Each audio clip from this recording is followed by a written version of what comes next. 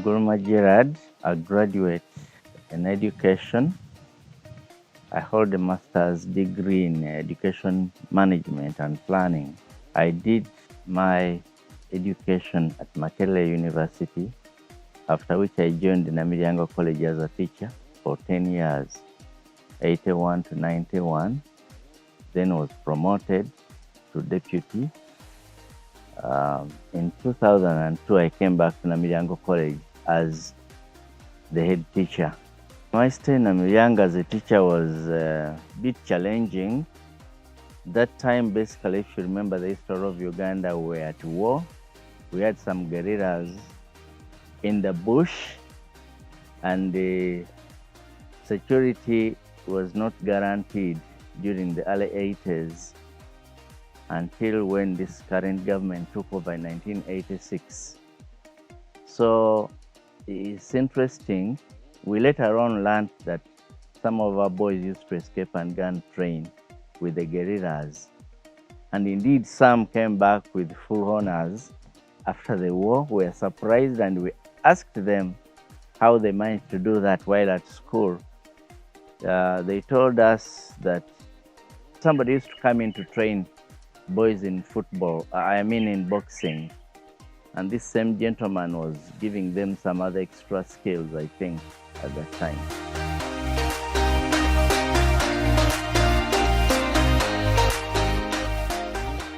This is, I think, a very good and responsible motto because it puts all your actions under your responsibility. You're expected to be responsible and accountable for your action. In a way, it reflects maturity, or it makes somebody mature, independent, and people who can go on their own without necessarily being guided. Apart from during class and during college programs, the learners were left to be on their own to manage their extra time. And this gave them a very good training because we are told after college, when they join the university, they meet no challenges, unlike some of their colleagues who go through systems that are very strict and are guarded all the time. Ours go to the university and can proceed. I remember I personally saw an example in my time. One gentleman came from one school I won't mention for obvious reasons. He had never been so free. He had never seen students smoke, drink at leisure, as it happens at the university. So when he went out to Katanga to drink, he came back very excited because nobody was arresting him for drinking or smoking. He became a nuisance actually in our hall of residence. That was fun. For the Namilyango former students, this could not happen. Yeah, it wasn't abnormal to be on your own, to manage your own time and your and being responsible for whatever you do.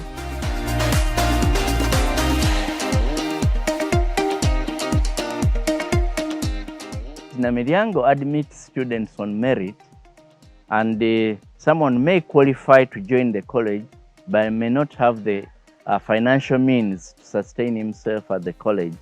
So bursaries do help such individuals. Two, it's a compassionate action where the former students and the rest of the community come in to help this person who is in need.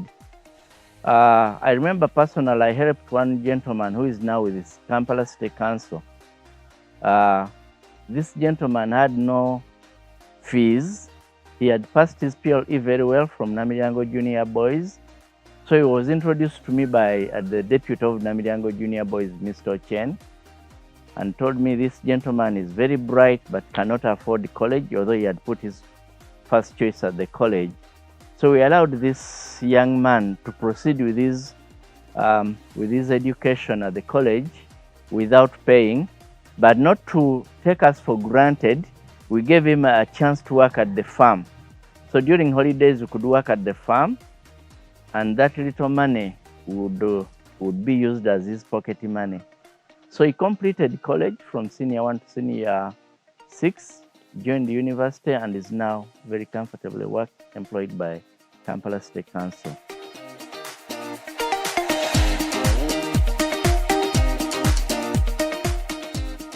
This is a list of people who have not been able, somehow have not been able to make it on merit, direct merit, but would wish to join the college. So the headmaster listens to the reasons given by such candidates. I remember one example during Konyi Wars in the north. We admitted one young man who told us that he used to revise under the moonlight.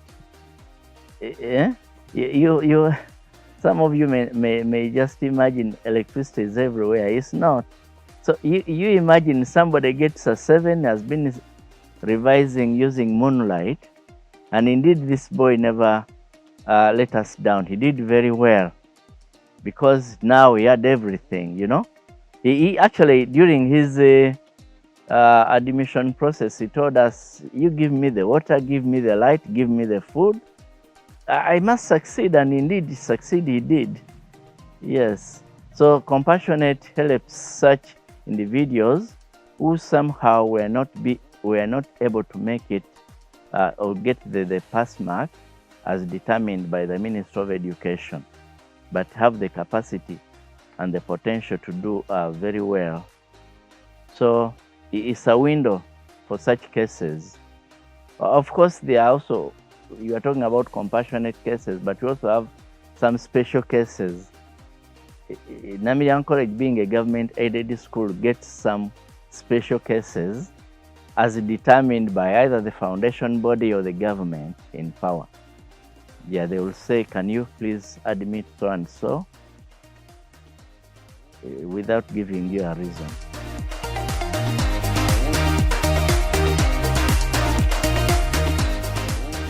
The culture of Namilyango is quite unique, and I would wish all schools could try and copy this. That independency, which students popularly call responsibility. You know, students you'll ask them to go to class and they will tell you education for responsibility. I know when I'll go to class. I know when I'll go to revise. I have my own program and I know when I'll do this. Okay? So that culture of independence or giving somebody a chance to take a decision is very, very good training. It prepares one for the working world, for the world in general, because nobody is going to scout you. Nobody is going to be there to tell you, do this now, you should stop doing this now, this is bad, this is good. No, you have to look at the situation, assess it, and make an informed decision. That's the difference between Namilyango College and other schools. Other schools, they have the routine, very tight routines, which are supervised by masters on duty. You go to a school and you find a master on duty with a cane chasing students to go to class. Whereas in Namilyango, you'll find when it is time for class, students will just walk to class without necessarily being followed up by a master on duty or a prefect.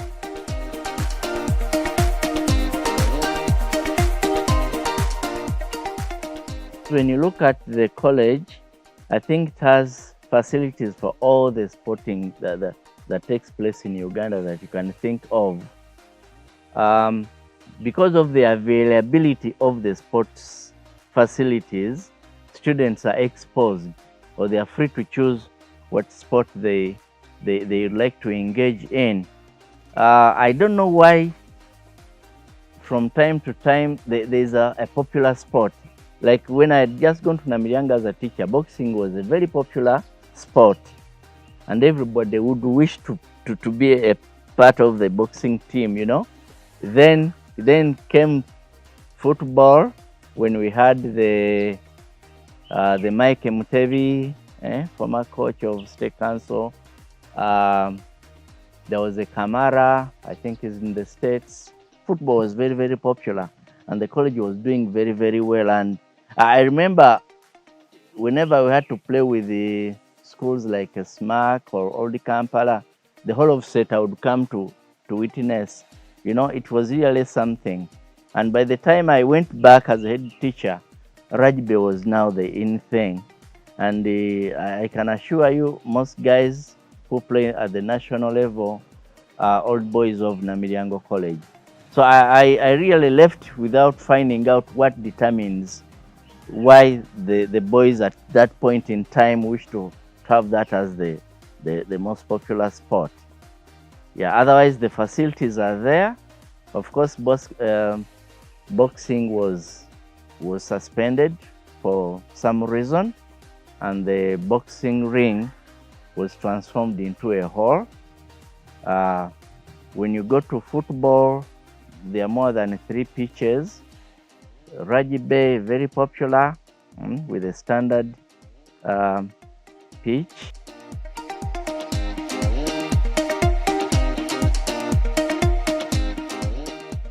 The day we tarmacked the Namilyango Seta Road, that was the climax.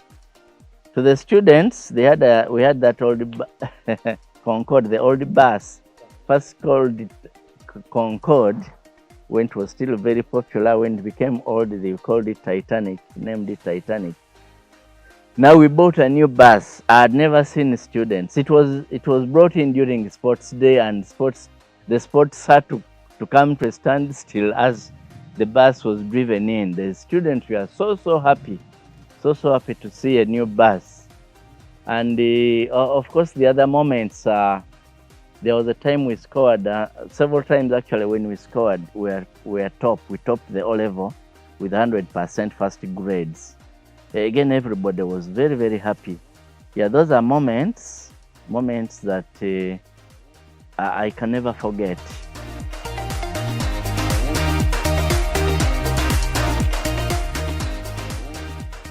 Well, some adopt very fast, others fail. They think nobody is watching because of the system, and soon they land in trouble. You know, some may not come in ready to work hard. You know, man can either work because he likes or can work because he's forced. So those who come in and they are used to being forced to work find it hard, because in Namilyango nobody is going to force you. But ultimately the students will catch up with you if you are not doing your work. The results will show. So eventually it catches up with you, and you have to, to change and really concentrate on the work that brought you to the college. Yeah, so adoption is the challenge that most teachers face from other schools. But those who adopt very fast, well, they get along. I know teachers who have been there for more than, 30 years? Yeah. I left them there as a teacher. They are still there now as teachers. So I think I think that shows you that they are comfortable. Yes, and have adopted to the systems.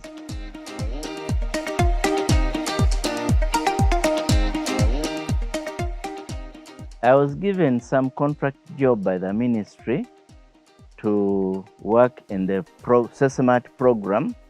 SESMAT is a science and math teacher-based program where we train teachers on the pedagogy, methodology of teaching.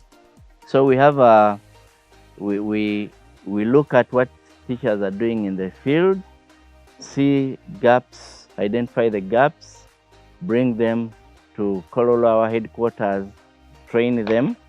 After that, they go and train their colleague. Cascade system of training. Yes, so that has kept me busy. Of course, I get a lot of consultation work. People who consult me about, how to run schools, how to improve on performance, how to improve on students' welfare, that kind of thing. So apart from that, I do farming. I run a farm in Nakifuma, that is in Mukono, where I keep a few animals and grow crops.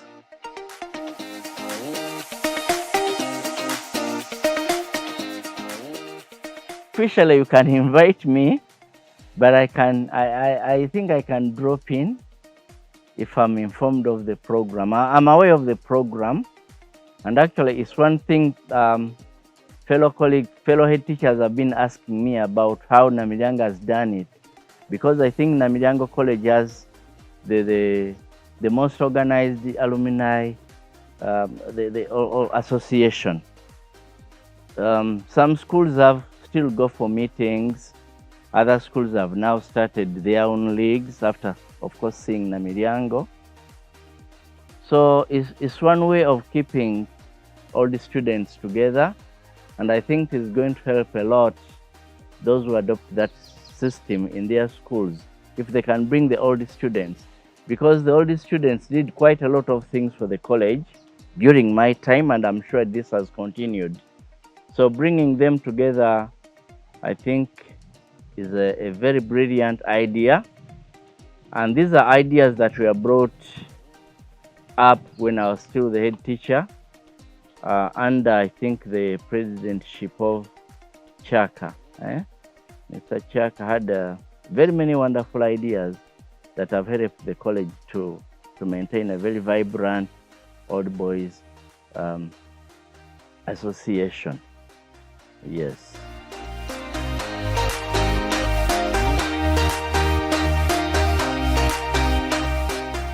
Namilyango is Catholic founded, and they follow the Catholic foundation, principles. Okay?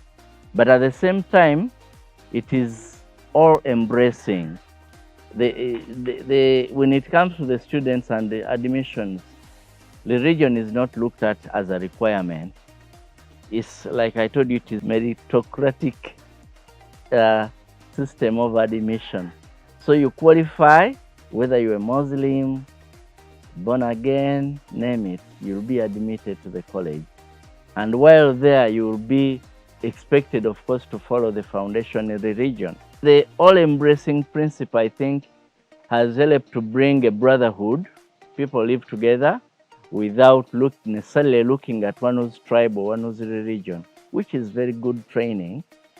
And I think somewhere in our country, we meet challenges because some people are looking at tribes or looking at religion as basis for qualification, which Namilyango College doesn't do. So it has helped to bring the students together without any form of discrimination. And of course, the Christian principles are, I would say, are the best way to bring up a young man. Any young person, if follows Christ's teaching, is not likely to go wrong.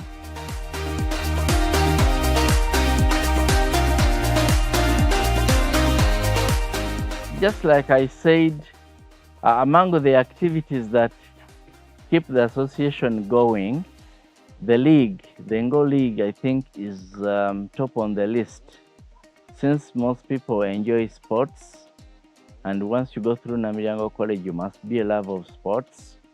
So even in the working world where you are today, you get the opportunity to fraternize with the colleagues through playing together, and of course coming together, feasting together, like you've said, and any other thing that you prefer to organize as a cohort or as the plenary association. So to me, I do encourage this, I endorse it, and I think it's the way to go if you are to keep the old students together and running.